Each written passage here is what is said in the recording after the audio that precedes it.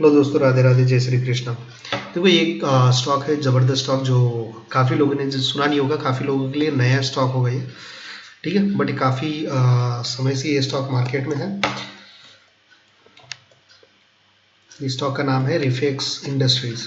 ठीक है, जो बेसिकली केमिकल सेक्टर्स में काम करती है, मैन्युफैक्चर करती है एंड रेफ्रिजरेंट जो गैस प्रोड्यूस करती है, रेफ्रिजरेंट क्या बोलेंगे उसको, एयर कंडीशंस वगैरह में काम करती है। यहाँ पे इनका इसके डिटेल्स हम देख सकते हैं यहाँ पे गाइस। इसके डिटेल में देखोगे तो ये सारे जो प्रोडक्ट, किधर गया वेयर इट वेंट,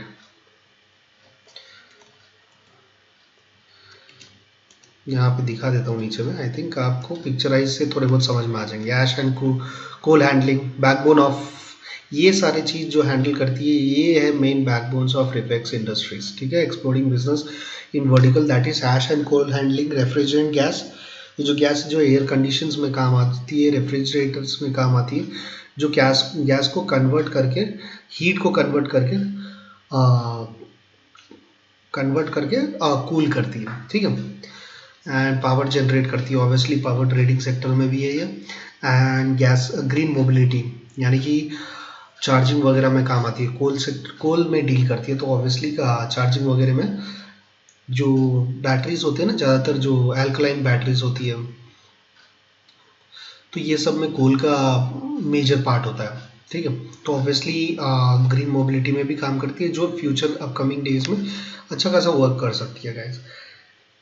एंड इसके काफ़ी सारे मेजर कुछ कंपनीज भी है जो इनके क्लाइंट है, तो जो केमिकल सेक्टर से डील होता है। देखते हो सर्विसेज, रेप्यूटेड सीमेंट कंपनीज जो जिनको सर्विसिंग प्रोवाइड करती है सर्विस, ये कंपनी जो कि केमिकल सेक्टर्स ज़्यादातर, अल्ट्राटेक सीमेंट हो गया, डालमिया भारत ग्रुप हो गया, Shree cement limited, JK cement, ACC cement, Ambuja cement, ये सारे केमिकल सेक्टर्स है।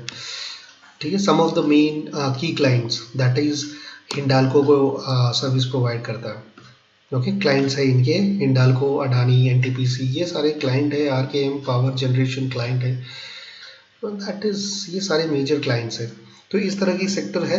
ज़्यादा डीप में मैं फंडामेंटल में नहीं जाऊँगा गाइस, मैं थोड़े बहुत एक्सप्लेनेशन बस इसके बारे में दे रहा हूँ, इसलिए क्योंकि ये एक नया स्टॉक है काफ़ी लोगों के लिए।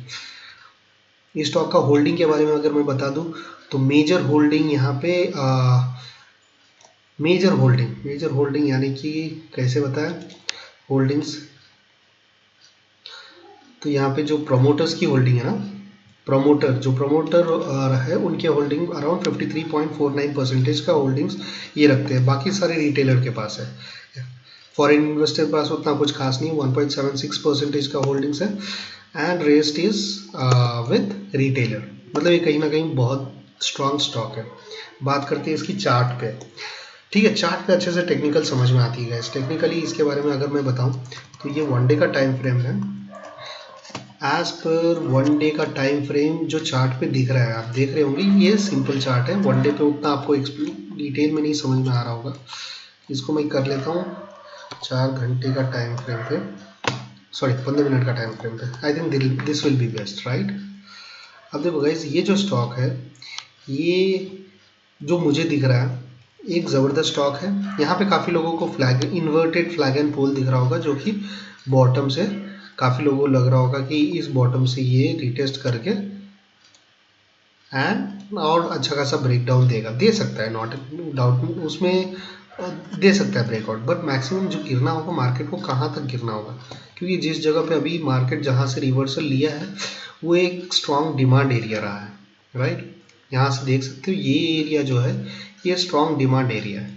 ठीक है, तो मार्केट अगर अगर ये रिफेक्स के जो प्रीमियम प्राइस है, ठीक है, अगर इस बॉटम से नीचे आ जाते हैं, इसको ब्रेक डाउन कर देता है एंड इसके नीचे सस्टेन करता है, तो आप सेलिंग में जा सकते हो, वरना तब तक सेलिंग में बिल्कुल नहीं है। ये जो एरिया है, ये एवरेजिंग करने का एरिया है। ठीक है, एवरेजिंग करने का एरिया है। आप यहाँ में इस पर्टिकुलर जोन एरिया में कहीं भी बाई किया जा सकता है। ठीक है, यहाँ बाई किया जा सकता है, यहाँ पोजीशन लगाई जा सकती है, यहाँ बाई किया जा सकते हैं। ये एंट्री लेवल है, एंट्री एरिया है। एंड इसके बाद जो मार्केट आपको देखेगा, अपर सर्किट कंटिन्यूस लगाते हैं, ऑल टाइम हाई के पास ज़रूर ये चला जाएगा कुछ ही टाइम पीरियड में, बिकॉज कंपनीज, मेजर कंपनीज में डील कर रही है। कंपनी की जो प्रोडक्ट है, that is also very much valuable product. Which will be having a more demand in future upcoming days. ठीक है, ये इस तरह की कंपनी की केमिकल सेक्टर्स की काफ़ी सारी डिमांड होती है, एंड ऑब्वियसली काफ़ी सारे नए इनोवेशंस चल रहे हैं, जिस वजह से ये कंपनीज, ये कुछ इस तरह का कंपनी है कि ये आपको रिटर्न अच्छा खासा देगा। अगर आप लॉन्ग टाइम होल्ड करना चाहते हो तो दैट इज ऑल्सो वेल, आपको अच्छे खासे ये रिटर्न दे देगा ये stock. Premium is not that high, ठीक है, एवरेज प्रीमियम है, तो पोजीशन अच्छे खासे यहाँ पे बिल्डअप किए जा सकती है। 4 घंटे पे भी आपको अच्छे से समझ में आएगा गाइस। आई थिंक 4 घंटे पे क्या सपोर्ट आपको दिख रहा होगा, यहाँ बॉटम पे रिवर्सल दिखाया, यहाँ से फिर दोबारा से रिवर्स लिया है, एंड ये यहाँ पे कहीं ना कहीं एक एफवीजी एरिया है।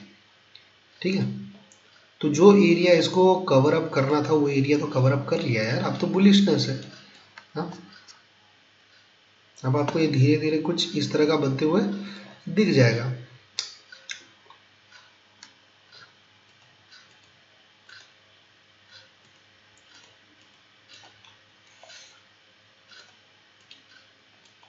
ठीक है, मतलब बुलिशनेस है मार्केट में, ये आपको अच्छा खासा रिटर्न यहाँ पे दे देगा। तो मार्केट इज ऑन बुल, ज़बरदस्त बाइंग यहाँ पे की जा सकती है।